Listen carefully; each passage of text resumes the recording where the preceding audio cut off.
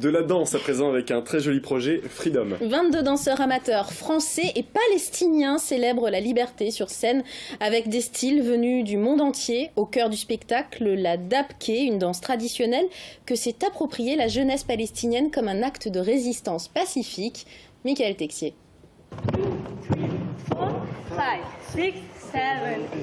Anissa et Majd peaufinent les derniers détails de leur chorégraphie type Bollywood. C'est l'un des 6 tableaux du spectacle. Sur scène, ce vendredi après-midi, des jeunes Palestiniens, la vingtaine à peine passée, et des Français. Ça fait 3 semaines qu'ensemble, ils ont commencé à créer le spectacle. L'histoire d'un échange voulu par Anissa. La jeune Mancelle a eu l'idée de cette représentation après un séjour en Palestine l'été dernier. C'est des échanges vraiment qui ont créé des liens très forts d'amitié entre jeunes Palestiniens, jeunes Français. Et aujourd'hui, on avait vraiment envie d'une création commune entre nos deux peuples. C'est vraiment un échange artistique, on échange autour de nos pratiques, en fait, autour de la danse. On pratique tous des différents styles, mais la danse, en fait, nous rassemble. Et ce qui l'a frappé sur place, c'est l'engouement de la jeunesse autour de la dabka, cette danse traditionnelle, ciment culturel des Palestiniens.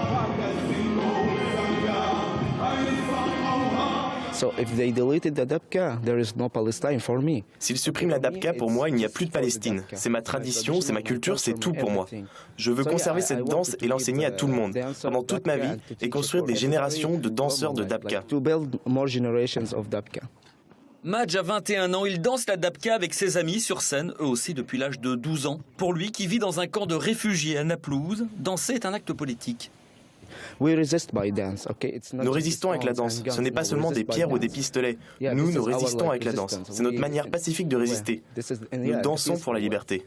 La dabka et les autres danses, c'est à découvrir à l'Espal, dimanche, pour le spectacle Freedom, à partir de 15h30. Un spectacle à découvrir ce dimanche à 15h sur la scène de l'Espal. L'entrée est gratuite.